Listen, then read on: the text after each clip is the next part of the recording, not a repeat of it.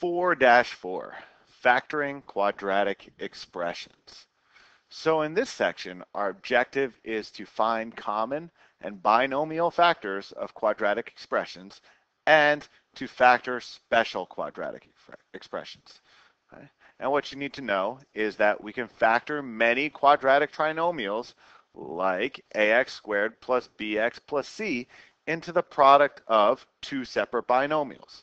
Okay? And that's what factoring is. We're going to split my standard form quadratic into two separate terms, two separate binomials. Okay? So let's start here with this little quick game. Okay? You see two cards shown on the right. You get the other two cards with numbers, any numbers. And you're going to win if, number one, the product of two of your numbers equals one of these two numbers, and the sum equals the other number. Okay? So if you think about this, we're trying to figure out what two numbers multiply together to give you 5 and then add together to give you 6. Well, the two numbers that I could think of that multiply together to give me 5 and add up together to give me 6 is going to be 1 and 5. Okay? The other way, if we think about the two numbers that multiply together to give me 6 and add up to 5, if I think about this, that would be 3 and 2. Okay? So in both of these cases, 1 times 5 is going to be equal to 5, and then 1 plus 5 is going to be equal to 6. 3 times 2 is going to equal to 6. 3 plus 2 is equal to 5. And those are the techniques that we're going to use when we want to try to factor an expression. Okay? So, the factors of a given number are the numbers that have a product equal to that number. Okay? Factors of a given expression are expressions that have a product equal to the given expression. So when we're talking about factoring an expression, that is just rewriting an expression as a bunch of things multiplied together. Okay, and that's what factoring it is, separating it into its different parts. Okay, so when we multiply binomials together, we use two methods, either the distributive property or the FOIL method to multiply two binomials. Most of the time, I'm going to talk about the FOIL method. Okay, and when we factor, we're going to use FOIL in reverse to help us. So if we look at the first example here of the distributive property, we see x plus 4 times x, and then x plus 4 times 2. So both of these first terms times both of these second terms. Now, when we talk about the FOIL method at the bottom, we see that we have first, outside, inside, and last, FOIL. Okay? And when we multiply all those terms together and combine them, we are going to get a trinomial that looks like x squared plus 6x plus 8. Okay? So let's practice with the FOIL one time. Okay? So let's FOIL these two binomials together. I call them binomials because each of them has two terms. Okay? So let's do it. First terms. So that's going to be 10x squared. Outside, it's going to be the 5 times the 1, which gives me 5x. Inside gives me negative 6x. And then the last, which gives me negative 3 times negative minus 3. Okay? Then, what you should notice is that these two terms are going to get combined. So my answer becomes 10x squared minus x minus 3. So just looking at this trinomial, these three things, I can kind of see my last term, and I can kind of see my first terms. Okay? And I can see that, yeah, 5 times 2 gave me the 10x squared, and 3 times 1 gave me the 3.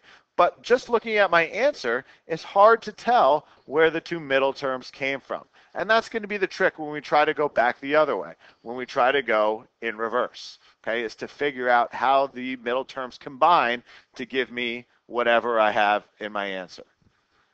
Okay? So, going back to this example right here, okay, when we look at that, when we look at x squared plus 6x plus 8, think of FOIL in reverse when we want to factor it. Okay, so find two binomials for which the first terms have the product of x squared, which can only be x and x. Okay, the products of the outer and inner terms have a sum of 6, and the last terms have the product of 8. Okay, so that's what we're talking about here.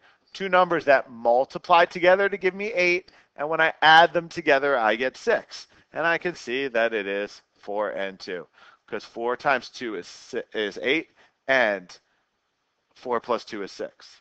Okay? And you might want to make a table of all the factors as a way to help you decide which one is the right answer.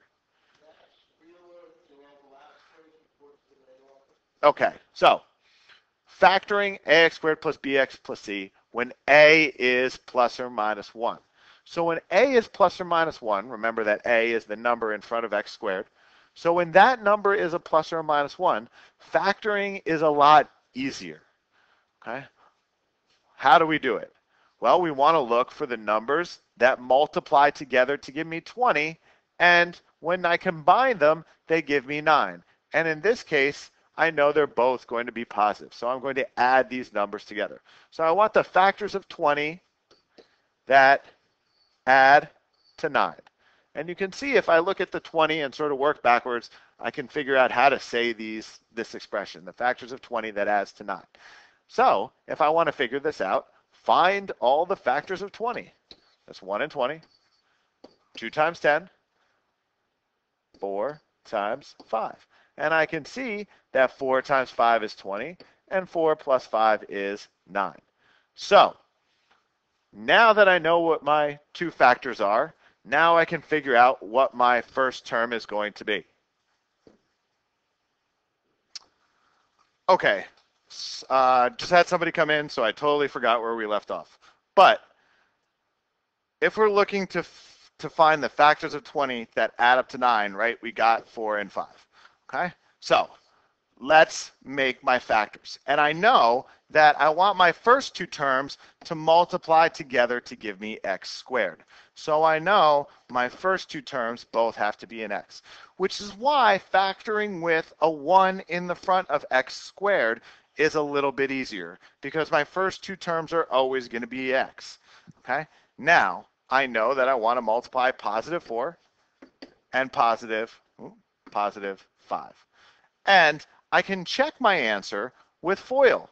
Okay, x times x gives me x squared. Outside, 5x and 4x together give me 9x, and 4 times 5 gives me 20. Okay, so when you get your factored answer, you should always double check with FOIL to make sure you're doing it correctly. Now, with this one, notice the difference here. In this case, we have a positive and a positive. So now I'm looking for the factors of 20 that add to 9. Okay? Well, with this problem, with problem B, I want the factors of 72. Now they're going to subtract. Because if you think about it, when you have two things that multiply together, they either have, if they're the same side, positive and positive, you get a positive. If they're negative and negative, you get a positive. So the only way I could have this last term be a negative 72 is if the signs are different. And when you have two terms that have different signs, you subtract them. This tells me that I am going to get a positive 14 when I combine them, which means the bigger number, the number with the bigger absolute value, is going to be positive. Okay? So now I can list my factors of 72. 1 and 72. 2 and 36. 3 and 24. 4 and 18. 6 and 12. And 8 and 9. Okay. Looking down this list of factors, I want a pair of them. Well, I know that the bigger absolute value number has to be positive. that means that all of these are going to be negative, which means that when I combine two of these, when I add them together, I'm going to get a positive 14 right there. Negative 4 plus positive 18 gives me a positive 14. Okay. So, setting up my two binomial factors, okay, I have a x squared in the front, which means that both of my first terms, again, have to be an x. And now I know that I have a minus 4 and a plus 18. And when I FOIL this out, this is my answer right here. When I FOIL it out to check, I have x squared plus 18x minus 4x minus 72. So that works. Okay? And those two factors would be my answer. Okay? This also tells me, again, that both signs have to be different and the bigger number is positive. Both signs are different, the bigger number is positive. Okay? For the last one, the last example here, the problem with this term is that it has a negative in the front. So problems with a minus 1, when a is minus 1, are a little bit different. Okay? We never want to have x squared be negative. So I am going to factor it out, which means that if I factor out a negative from positive 13, it turns into negative 13x plus 12. And now I can factor this the way I did the first example. Those are the factors of 12 that are going to add up to a negative 13. Well, because 12 is positive, it means that both of my factors have to be negative, because a negative times a negative is going to give me a positive. So I'm going to have negative 1 and negative 12.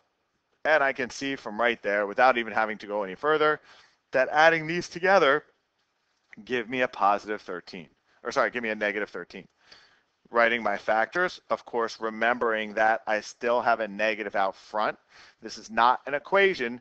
This negative sign does not just go away. All right? So we need to leave it as part of our factored form.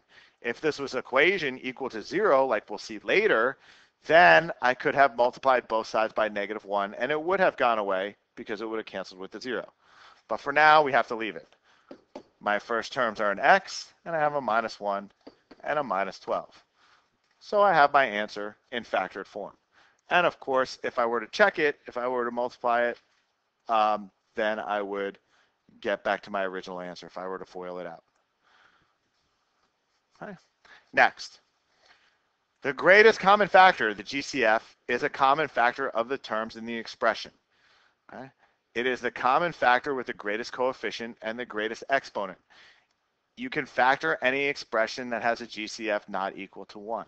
So what this means is that if you can see a common factor inside of an expression, factor it out. We might not be able to factor it like we did the ones on this page. We might not be able to factor it into two binomial factors, but we might be able to factor it a little bit.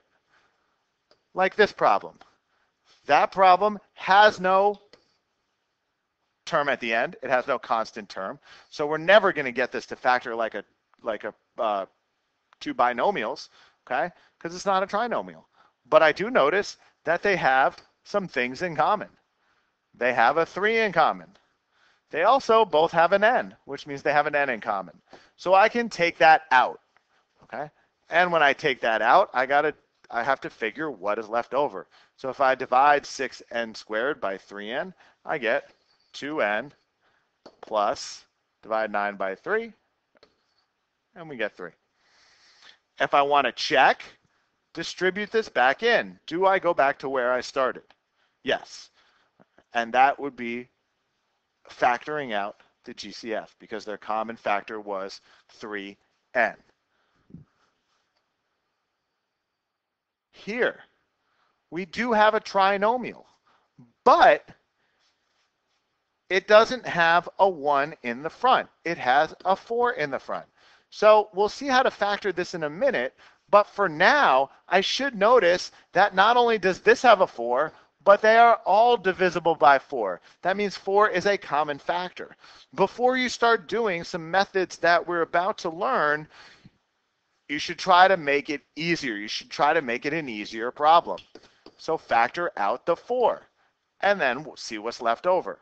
And x squared plus 5x minus 14.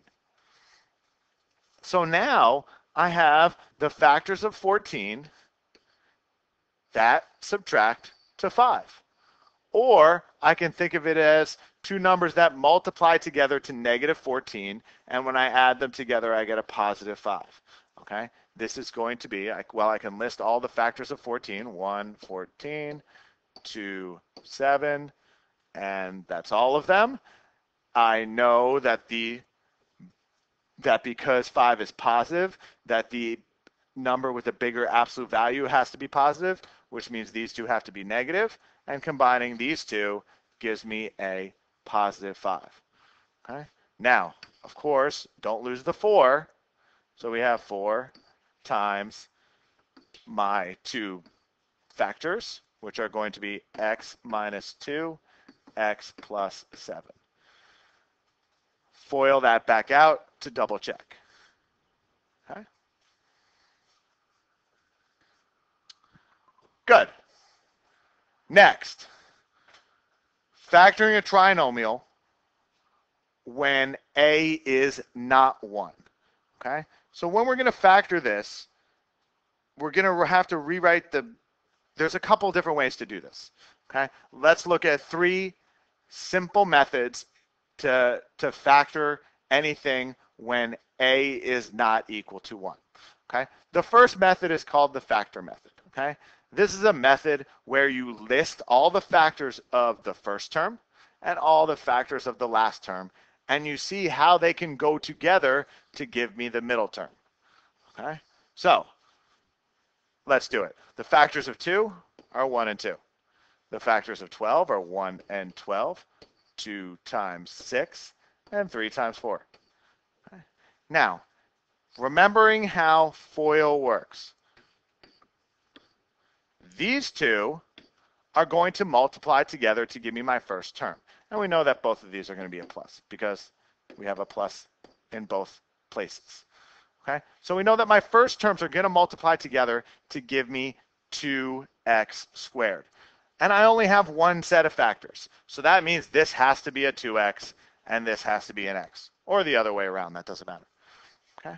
Now, the trick is to figure out what goes in the other two positions in order for me to multiply the inside pair and the outside pair and add them together to get 11. Okay? So my trick is to work through all these different factors. Okay? So I can do, well, let's start with this first set right here. I could put a 1 there. I could put a 12 there. Does that work? My inside term is 1. My outside term is 24. 1 and 24 does not give me 11. That doesn't work. So let's get rid of it. I could do this way. 12 there and a 1 there. Now my inside pair is 12. My outside pair is 2. That's a 14. That doesn't work. Which means that this pair is out. So I now go to the next method, or the next set of factors. Okay. Trying these, put a 2 there, put a 6 there. That's 2 and 12. That's not 11. Next, put a 6 there, put a 2 there. That would be 6 and 4. 10, close, not 11 though. That's out. Okay. Finally, we have 3 and 4. So plugging in a 3 there and plugging in a 4 there, my inside term is 3. My outside term is 8. 8 and 3 is 11. This is my answer. Okay?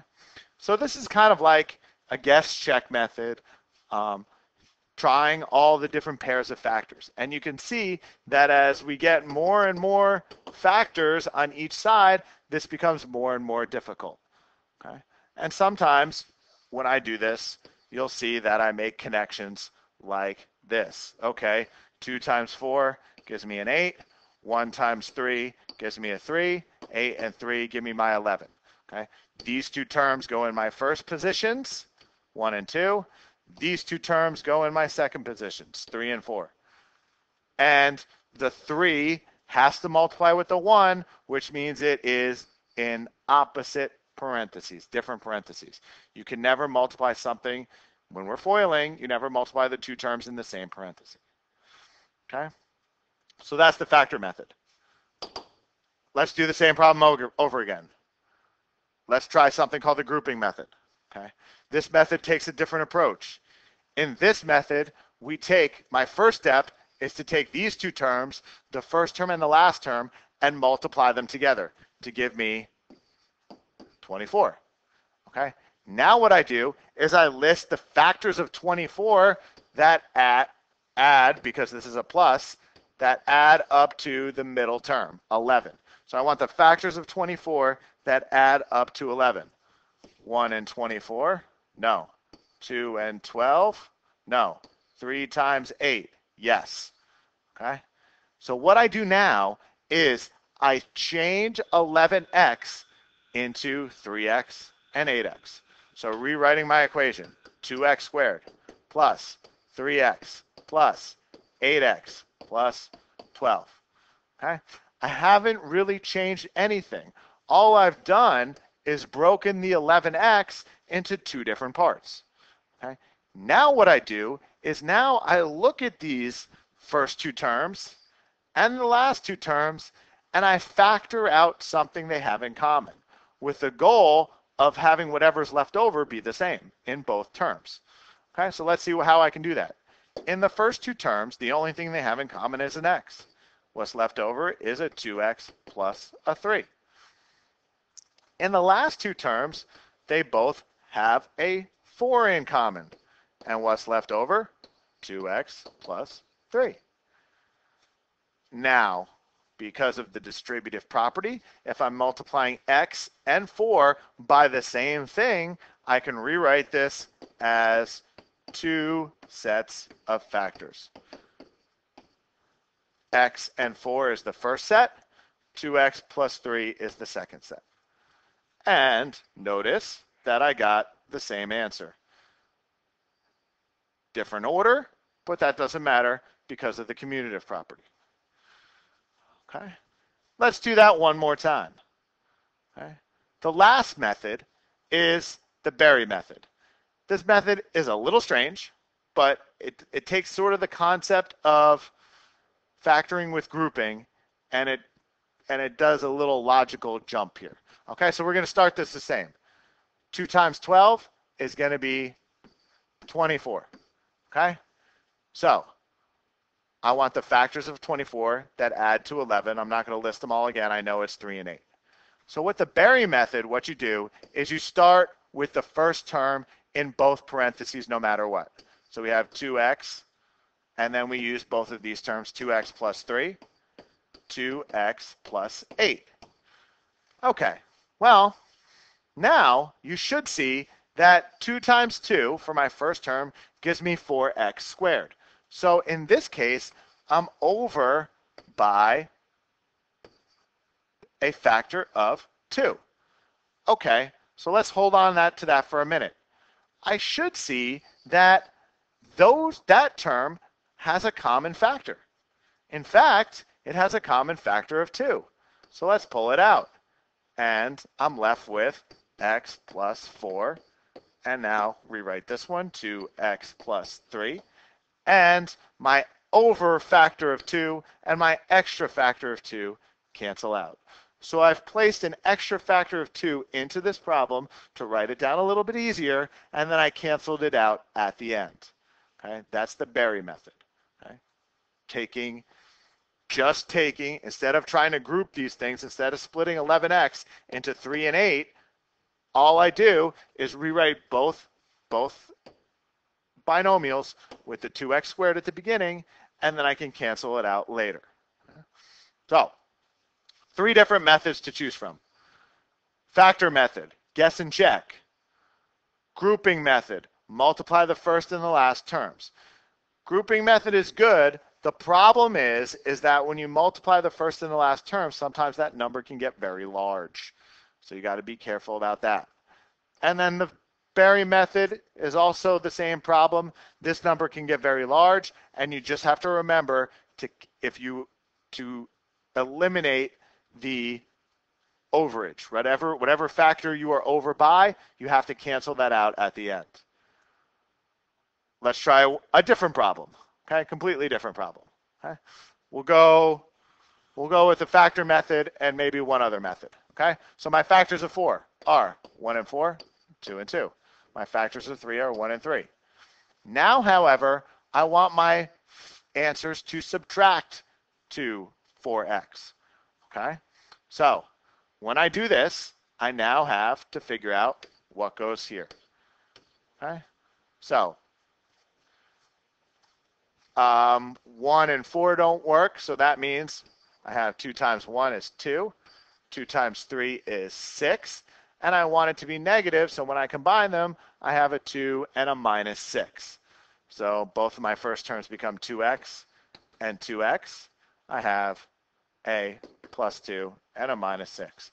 And it doesn't really matter where the 2 and the negative 6 go because we have a 2 in the beginning of both. Let's do grouping. So 4x squared minus 4x minus 3. Multiply the 4 and the 3 together. I get a negative 12. So my factors of this have to be 1 and 12, 2 and 6, which do subtract to 4 if the 6 is negative. Okay, those combine to give me negative 4, positive 2 and negative 6. So now I split minus 4x into plus 2x minus 6x minus 3. Haven't done anything except to split negative 4x into 2 different terms. Common factor there is going to be a 2x. What's left over? X plus 1. Whoops. No, it is not. It's going to be 2x plus 1, which means that I definitely made a mistake over here. And of course I did. That should not be a 2. That should be a 1 because these 2 last terms, and that should be a 3. Sorry about that, guys. Okay, so when I multiply the last terms, we better get 3. Not these 2 numbers. We should get 1 and 3. Okay. I should go back and do this all over, but I'm not going to. Anyway, back over here. So now we can factor out a negative 3. And I have 2x plus 1. Okay. Which makes my 2 factors 2x minus 3 and 2x plus 1. Which now they match up. Okay. All right, so let's finish this off with 2 special types.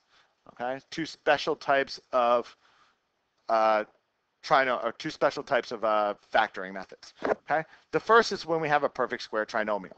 Okay, that's a trinomial. That's the square of a binomial. Like for instance, x plus 5 squared. That gives me x squared plus 10x plus 25. Okay, notice that in order to tell this, then ax squared and c are squares of the terms of the binomial. Like x, if I square that, I get x squared. 5, if I square that, I get 25. Okay? They both have to be positive no matter what. Okay? That's the way a perfect square trinomial works because you're squaring x and you're squaring 5. Okay? And then the middle term, because we're doing this twice, think of x plus 5 squared like x plus 5 times x plus 5.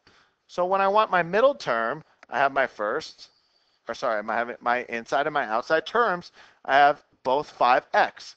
So bx, the middle term, is going to be twice the product of x and 5. X times 5 is 5x, and I do it twice because I have one 5x in the inside and one 5x on the outside, which gives me 10x. If b is negative, it would be x minus 5 squared. Okay? So if we look at my two perfect square trinomials, I can see that if I have a positive there, I have x plus b, a plus b squared. If I have a negative, I have a minus b squared. And these are very, very helpful if you can notice whether or not the trinomial is a perfect square trinomial. It will help you factor very, very quickly if it is. Like this problem. First of all, we could factor this exactly the way it is right now, but because this is a perfect square and this is a perfect square, and this is 2x squared, this is 6 squared, 2x times 6 times 2 gives me 24x. Okay, so I know this is a perfect square trinomial. But before I even get started with that, in any of these problems, you should immediately notice that all of these things are divisible by 4. So you should take that out first. X squared minus 6x plus 9. Okay? And notice that I also still have a perfect square trinomial because x times x gives me x squared, and 3 times 3 gives me 9. And so x times 3 times 2 gives me 6x. Okay? So that means this can factor into, don't lose the 4, x minus 3 squared. Okay? Recognizing perfect square trinomials will help immensely when you go to factor. One other special type of factors is the difference between two squares. Okay? That's when you have a perfect square minus another perfect square. Okay? When you do that, you have a pattern to the factors. Okay? It becomes a plus b, a minus b. And notice what happens. A times a is a squared. Outside, that's negative ab. Inside is plus ab. And then last is minus b squared. Okay? So notice that these two cancel out, which is why we have a squared minus b squared. And it's always a squared minus b squared anytime we have the difference of two, or sorry, anytime we are multiplying real numbers together, we can only get a squared minus b squared. Later in section 8, we'll see when we can have the sum of two squares and how to factor that using imaginary numbers. But for now, when we have the difference of two squares, we can factor it with this pattern right here. Okay, so let's take a look. Are these two perfect squares? The answer is yes. That's 5x times 5x, and that is 7 times 7. Okay, so when I factor this, because it's the difference of squares, it factors as 5x minus 7, 5x plus 7. And that is 4-4, factoring quadratic expressions. Sorry for the mistake earlier.